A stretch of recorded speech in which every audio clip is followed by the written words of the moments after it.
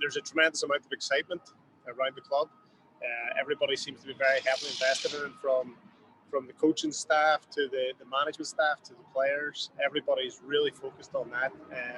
We know that there's a lot of growth ahead of us. We know that there's a real good opportunity here for us to come together in the face of the challenges that we have ahead. But we couldn't be more excited about the playing personnel that we have here and how we think they'll represent the club. Now that you do have 4 games in front of you, you want to start with Orlando and just explain the challenges that you think they pose. We're also looking at the possibility of players like Ashlyn Harris and Krieger and Marta playing here on Saturday. It's new to Louisville. Yeah. I mean, first and foremost, you think about to bring in world-class players right here in the city and play in this fantastic stadium. Such a great statement. You got Marta, who's 6-time World Player of the Year. You got Krieger. You got Ashlyn Harris, and you got Sid LaRue.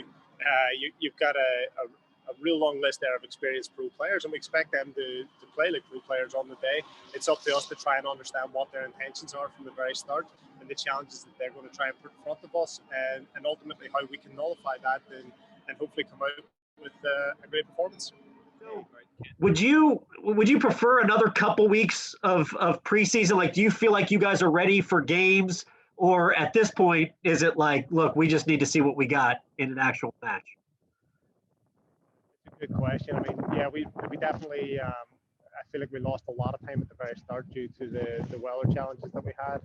But I'm not one to dwell on that, quite frankly, and ask for more and more weeks. The best way we can learn is in the heat of battle, and we're going to learn a lot about ourselves. I think we set up a really challenging pre-season against some of the best teams in the country that are available.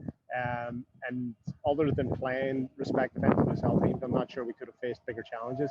So we'll find out a lot about ourselves on Saturday evening and throughout the Challenge Cup, but that's okay.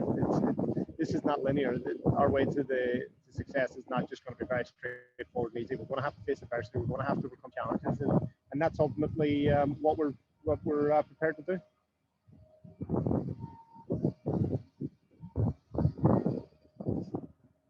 All right, Jonathan, go ahead. Hey, Christy, obviously, you all want to go out Saturday and, get a positive result to start things off here. But, what are some of the specific things that you all are maybe looking to achieve or looking for to kind of let you all know that that the work you all are doing in the preseason was effective and kind of pushing the team in the correct direction that you want them to go in? Hey, Jonathan. There's a number of different principles, both in possession, out of possession, during set pieces, and throughout various different moments within the game. There's various different principles that we've been trying to embed in terms of how the players respond in those moments. So I think for us that would be the first metric that we'd be looking for in terms of figuring out how we communicated the message effectively, how we prepared effectively. There's certain things that are going to be put in front of us. We look at Orlando Pride. The last time they played a competitive game with their full team was probably a year and a half ago. So as you prepare for that, it's a little bit different. So with that in mind, we go into the game focused on ourselves and what we think that we need to do in order to be successful and to help us grow.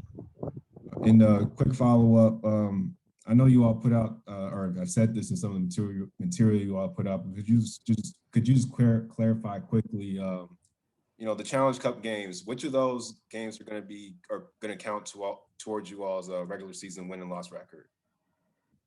I believe none of those games are contributing to our win and loss record. But quite frankly, I don't, Jonathan, I'm not sure if that, it doesn't change what we see. We go into every game to come out and put in our maximum effort and represent the club the way that we've see best.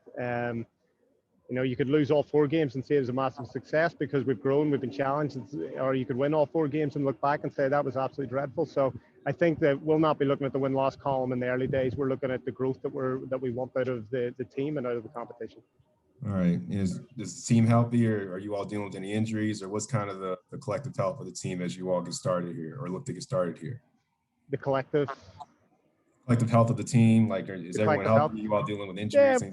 Yeah, we got some significant injuries that we're working through, and we'll have a better idea as we get closer to the end of the week what it looks like on the field.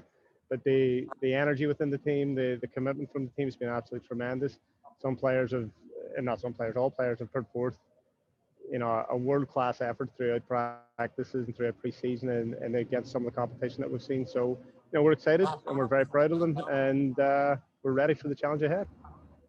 All right. Yeah, and Jonathan, just to clarify, so these Challenge Cup games won't be toward the standings. This tournament, it's like a preseason, on its own. You get a trophy at the end of this one. So, I guess in that respect, Christy, if you're going to be an expansion team and you're going to come in, at least you maybe have these 4 games to sort some things out. Absolutely. That's at the end of the day. We choose some very top talented teams from the college world to play against us, and they give us great challenges, but nothing replicates a Marta run at you, a Sid LaRue run at you, an Ashlyn Harris goals. So we're going to play through that and learn through that and grow. All right, we'll go over to Eric next.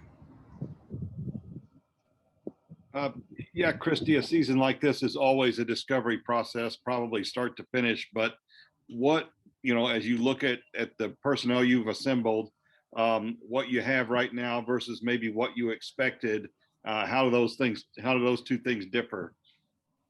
Once we were made aware of the regulations and the protocol with regards to the expansion process, we understood the type of players that we were going to be able to look at when it came to the expansion. So from that point forward, the expectations were set in terms of how they would come in, what we could do with them, and where we could go with them. And I'll be quite honest with you, the players have come in and they've been absolutely tremendous.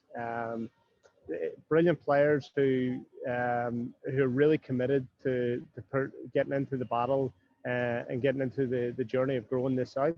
And then ultimately we know internally we've added a few other pieces that will be discussed at a different point that will help us just continue to grow and evolve as a team. So overall, very excited for them, and we know they're hungry, and we'll take advantage of that. All right, Jeff, you want to go next? Looks like that might be our last one. Yeah, I have a question about what your expectations are for the atmosphere, given that, one, this is a whole new experience as a club, new stadium, new fan base, all that, but also the fact that I would imagine the majority of your players haven't played in front of fans in quite a while. So is that something that you're talking about internally? Is that are you preparing your players for how to handle that? What are your thoughts? Hey, Jeff. Yeah, that's a good question. I mean, I think the reality is that the majority of our players haven't played in front of fans, full stop, other than the college games. So, we do have some experienced pros in Yuki Nagasato, Michelle Betos, and you heard in Savannah McCaskill there, who's played in the league for quite some time. The rest of them, their first experience in the league was probably last year, if they got a game or two. So overall, it's quite literally just walked out of a meeting about that and how we prepare them for that. We think we from what I've experienced in Louisville so far, the fans are exceptionally passionate. They're very encouraging. The energy is fantastic. I was here last fall when I think we were allowed about 30% in here, and when there's 30%, it's loud. So I can only imagine what it'll be like when it really takes off. So yeah, we think it'll be very energetic. It's going to be exciting, and we're going to do everything we can to prepare the players for what should be a new experience for them. All right, we do have one more. Hayes from the Courier couldn't get the hand function to work. Go ahead, Hayes. Yeah, no worries. Yeah, I guess my first Zoom call or something. No, I really can't find it. But hey, Chrissy, this is Hayes with the Courier Journal. I wanted to ask if you at this moment, do you have a good idea of who you'll start and who you'll play on Saturday, or is that this week you're figuring that out? And the second aspect of that is you mentioned some significant injuries. Is that going to play a factor in who's able to play Saturday? Hey, Hayes, thanks very much. Yeah, that'll definitely. So to answer your question two, that'll help with one, I guess, in reverse order. Sure. Definitely have some injuries in there that will contribute to the decision making. We have a decent outline in terms of who we expect to be the stronger players per position. It'll come down to who's available as well per position. But I think the consistent theme has been that regardless if you're player 1 or you're player 18 or 20 during the Challenge Cup, you've got a role to play. And it's very important that you're completely ingrained in terms of what we're trying to do. So regardless of who is or is not available, we still expect a real collaborative effort on Saturday evening. So it should be exciting.